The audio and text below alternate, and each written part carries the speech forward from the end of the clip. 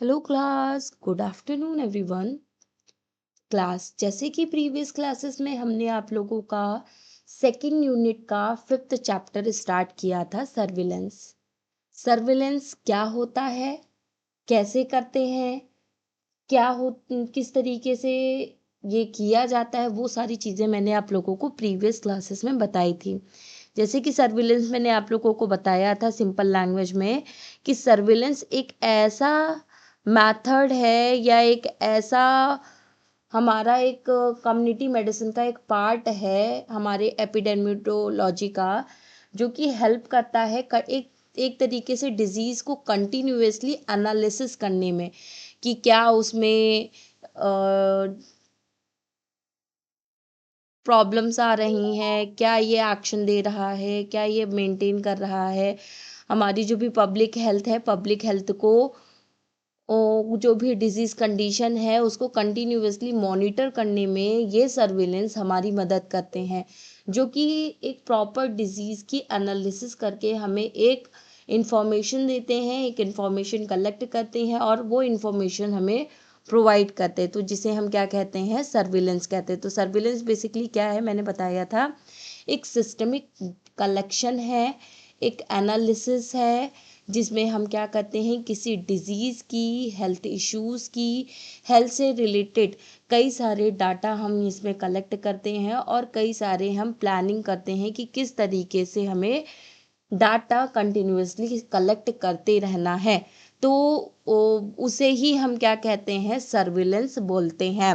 ठीक है, इसमें कोई भी डिजीज़ या फिर हेल्थ इश्यूज़ को हम इवैल्यूएट करते हैं, देन वहाँ पे उसका डाटा कलेक्ट करेंगे। जब भी हम उसे देखेंगे, एनालिसिस करेंगे, उसका डाटा कलेक्ट करेंगे, जैसे उसका किस टाइप की डिजीज़ है, क्या है डिजीज़ में, किसकी वजह से कॉज हुआ, कब कॉज हुआ था, किस तरीके से कॉज हुआ था, वो सारी चीज़ें हम कलेक्ट करते हैं डाटा। देन उसकी एनालिसिस करते हैं। ठीक है, एनालिसिस करने के बाद जो भी हमारी इंफॉर्मेशंस हैं उनको एक तरीके से कलेक्ट करते हैं और पब्लिक हेल्थ में क्या क्या उसके एक्शंस दिखाई दे रहे हैं उसको इवैल्यूएट करेंगे और कंटिन्यूअसली उसको मॉनिटर करते रहेंगे कि कब ये डिजीज़ कितनी फैली नहीं है, कितने लोगों में फैली, किस तरीके से फैली, या किन लोगों में ये सबसे ज़्यादा फैल रही है, या किन एरियाज में। ये भी हम देखेंगे कि कौन से एरिया में सबसे ज़्यादा ये डिजीज़ कंडीशन फैल रही है, तो एरिया भी हम मेजरमेंट करते हैं, इसमें हम ये सारी चीज़ें भी देते हैं। इसके अलावा हमने इसके कुछ ऑब्जेक्टिव्स बताए थे, जैसे कि अर्लियर डिटेक्शन ऑफ डिजीजेस, कि डिजीज़ को अर्लियर फर्स्ट स्टेज में ही आपके डिटेक्ट करना ही सर्विलेंस का बेसिकली उद्देश्य होता है, पर्पस होता है। इसके अलावा जो भी आउटब्रेक्स है उनको डिटेक्ट करना, डिजीजेस को मॉनिटर करना। ठीक है, इसके अलावा आइडेंटिफिकेशन करना हाई रिस्क ऑफ ग्रुप, किन किन लोगों में ये डिजीज कंडीशन होने के चांसेस बहुत ज़्यादा होते हैं, लाइक बच्चों में या फिर अडल्ट में या ओल्ड एज की कंडीशन में या कोई इंडस्ट्रियल वर्कर्स में या फिर कोई हेल्थ हेल्थ केयर वर्कर्स में ये डिजीज़ होने के चांसेस बहुत ज़्यादा होते हैं। उन सारी चीज़ों को और एक प्रॉपर प्लानिंग करना कि किस तरीके से हम इस डिजीज़ कंडीशन को कंट्रोल कर सकते हैं। ठीक है, इसके अलावा एक हेल्थ प्रोग्राम जो है ऑर्गेनाइज करना या फिर डिजीज़ेस को मॉनिटर करना, वो सारी चीज़ें आपकी आती हैं सर्विलेंस में। इसके मैंने कई सारे टाइप्स बताए थे सर्विलेंस के, जैसे पैसिव सर्विलेंस होता है, एक्टिव सर्विलेंस होता है, आपके सेनिटोरल सर्विलेंस होता है, या फिर आपके सिंड्रोमिक सर्विलेंस होता है, या आपका लेबोरेटरी सर्विलेंस होता है। ठीक है, तो ये आपके कुछ मैंने आप लोगों को टाइप्स बताए थे 5 टाइप के, कि आपके ये 5 टाइप के सर्विलेंस होते हैं जिसमें हम अलग अलग तरीके से डाटा कलेक्ट करते हैं और मेंटेन करते हैं, एक डिजीज़ की एनालिसिस करते हैं। ठीक है, तो ये तो बात हो गई कि सर्विलेंस क्या होता है और सर्विलेंस के क्या क्या टाइप्स हैं, ये सारी चीज़ें हो गई। आज की क्लास में हम सर्विलेंस को ही आगे कंटिन्यू करेंगे, जिसमें हम आज जानेंगे डिजीज नोटिफिकेशन के बारे में। सर्विलेंस में जो हमारा डिजीज नोटिफिकेशन है वो कैसे मिलता है, हमें नोटिफिकेशन कैसे मिलता है, या हम कैसे कलेक्ट करते हैं, या क्या प्रोसेस होती है, वो सारी चीज़ें हम आज की क्लास में जानेंगे। तो चलिए अपने टॉपिक को स्टार्ट करते हुए बात करते हैं डिजीज नोटिफिकेशन के बारे में। तो basically disease notification refers to reporting of specified disease or health events to public health authorities। Basically disease notification जो है वो एक तरीके से रिपोर्टिंग की जाती है, रिपोर्टिंग ऑफ आपके स्पेसिफाइड डिजीजेस, कुछ स्पेसिफाइड डिजीजेस की रिपोर्टिंग की जाती है। और कुछ ऐसे पब्लिक हेल्थ डिजीजेस भी होती हैं जिनकी हम रिपोर्टिंग तो नहीं करते, बट हमें उनके बारे में पता होना बहुत ज़्यादा ज़रूरी होता है।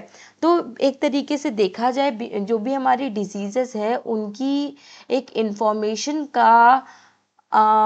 इंफॉर्मेशन की अगर हम बात करें तो बेसिकली कि हर एक बीमारी, जो भी हर एक डिजीजेस हैं उनका अपना एक ड्यूरेशन होती है, अपना एक नेचर होता है, वो सारी चीज़ें होती है, और कुछ स्पेसिफिक पर्सन में ही ये डिजीजेस कॉज होती हैं। बट उनमें से कुछ बीमारियां ऐसी होती हैं, कुछ ऐसी डिजीजेस होती हैं कि जिनके बारे में हमें पता होना बहुत ज़्यादा ज़रूरी होता है, जो कि हमारे हेल्थ से रिलेटेड कई सारी प्रॉब्लम्स को कॉज कर सकती हैं, जैसे कई सारी कॉम्प्लिकेशंस कॉज कर सकती है। इसलिए हमें उन डिजीज़ेस के बारे में पता होना बहुत ज़्यादा ज़रूरी है। ठीक है, इसके अलावा जो भी हमारे पब्लिक हेल्थ केयर है, पब्लिक हेल्थ केयर जो पब्लिक हेल्थ केयर अथॉरिटीज़ जो हैं उन्हें इन सभी डिजीज़ेस के बारे में, इन स्पेसिफिक डिजीज़ेस के बारे में रिपोर्ट करना और इंफॉर्मेशन देना बहुत ज़्यादा ज़रूरी है। समटाइम देखो, जब आपका कोविड फैला था, कुछ कुछ लोगों में हमें सिम्टम्स दिखाई दे रहे थे, लेकिन हमें इस चीज़ को हमें लगा कि ये एक वायरल फीवर है या वायरल कोविड है, जिसकी वजह से ये हो रहा है। हमने नॉर्मल उसको मेडिकेशंस दे दी, उसमें हमने कोई टेस्ट नहीं किया, हमने नॉर्मल मेडिकेशन दे दी और हमने उसे छोड़ दिया।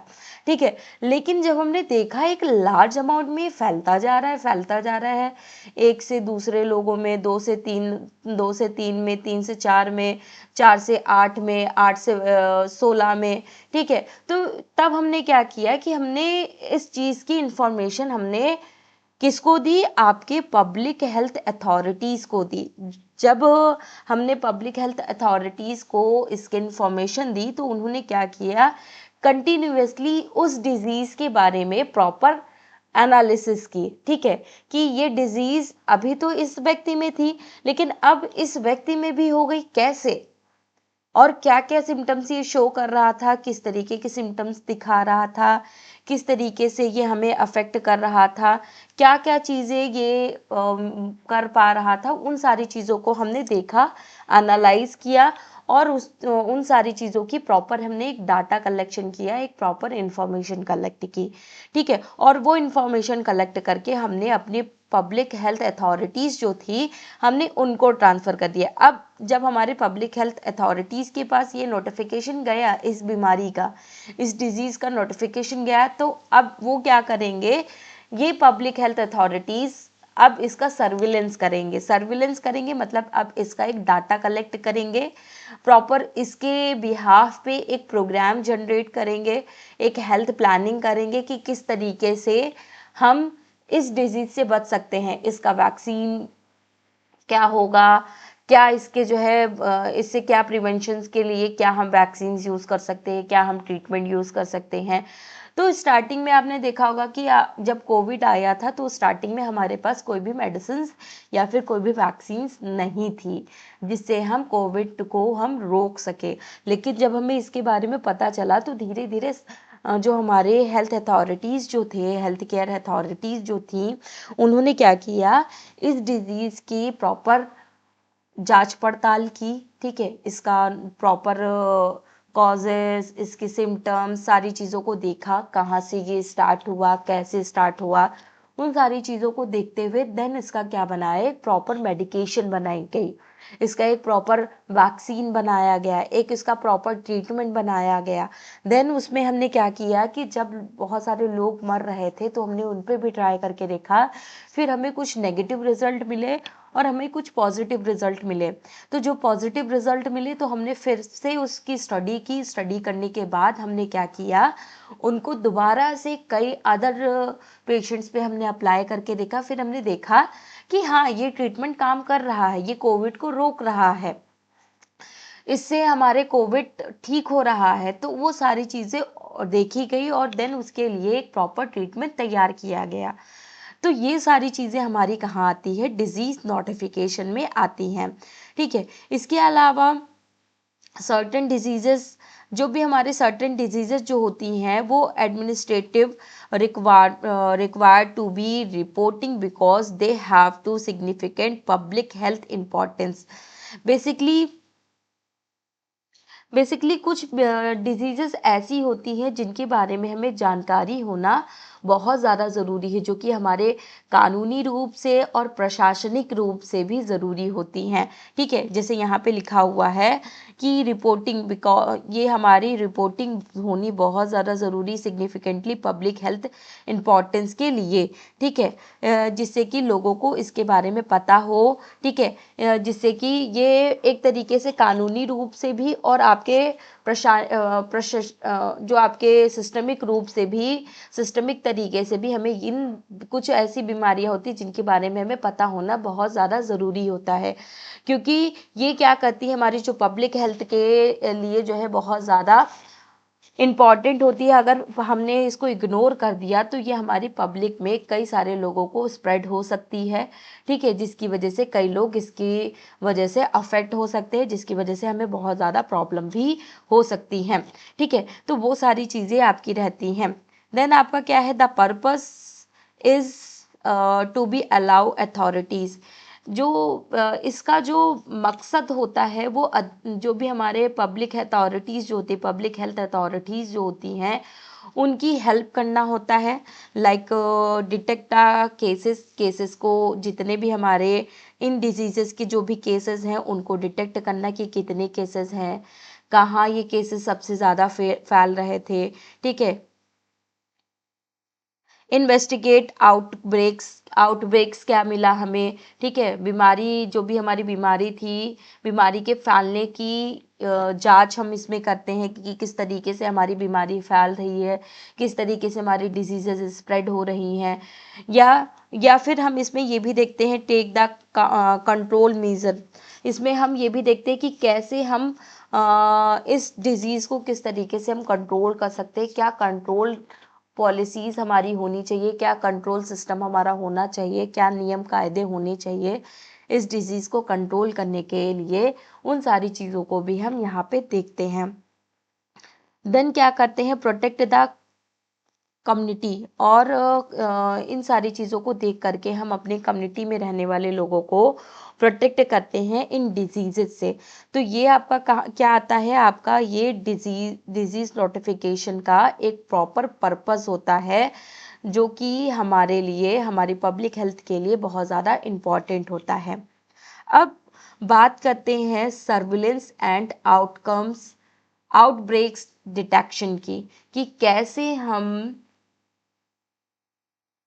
कैसे हम सर्विलेंस और आउटब्रेक डिटेक्शन करेंगे, कैसे हम इनके बारे में पता लगाएंगे।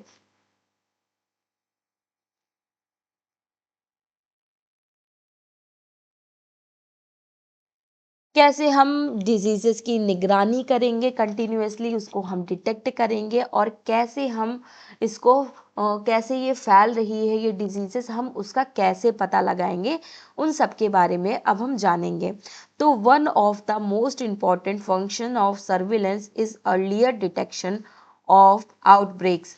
ये जो हमारा सर्विलेंस जो है वो हमारा एक बहुत ही मोस्ट इम्पॉर्टेंट फंक्शन होता है किसी भी डिजीज़ को डिटेक्ट करने का, कि ये डिजीज़ कैसे फैल रही है, किस तरीके से फैल रही है, तो उसको डिटेक्ट करने का हमारा जो एक इम्पॉर्टेंट फंक्शन बताया गया है, उनमें से सर्विलेंस हमारा एक बहुत ही मोस्ट इम्पॉर्टेंट फंक्शन होता है। फॉर एग्जाम्पल नंबर ऑफ, हम इसमें ये देखेंगे नॉर्मल नंबर ऑफ केसेस, कि हमारे नॉर्मल नंबर ऑफ केसेस कितने हैं, ठीक है, या फिर हमारे कितने ऐसे, कितने अनएक्सपेक्टेड नहीं अनएक्सपेक्टेड जिनमें हमने एक्सपेक्ट नहीं किया था, उनमें ये डिजीज क्या कॉज हो रही है या नहीं कॉज हो रही है। जैसे हमने जब इस डिजीज के बारे में हमने इंफॉर्मेशन कलेक्ट की, हमने इसका प्रॉपर डाटा देखा, हमने इसकी प्रॉपर एनालिसिस की, तो हमने देखा कि ये डिजीज जो है वो ज़्यादातर 20 से 50 उम्र के लोगों में सबसे ज़्यादा कॉज हो रही थी। हम फॉर एग्जांपल कि 20 साल से लेकर के 25 साल के जो लोग हैं, उनमें ये सबसे ज़्यादा ये डिजीज़ कॉज हो रही थी, ठीक है। बाकी जो हमारे 50 साल के ऊपर के जो लोग थे या फिर हमारे 20 साल के कम के जो लोग थे, उनमें ये डिजीज़ होने के चांसेस बहुत कम थे, लेकिन फिर भी वो डिजीज़ उन लोगों में पाई जा रही थी। तो हम उस चीज़ को भी डिटेक्ट करते हैं। हम जो जिनमें हमने एक्सपेक्ट नहीं किया था, उनमें भी क्या ये डिजीज़ बढ़ रही है, क्या ये डिजीज़ उनमें भी कॉज हो रही है, तो हम उन सारी चीज़ों को भी हम देखते हैं। इसके अलावा सर्विलेंस डिटेक्शन राइज, इसके अलावा हम इसमें क्या देखेंगे, आपके सर्विलेंस डिटेक्शन डिटेक्ट्स राइज को भी देखेंगे कि जो हमारे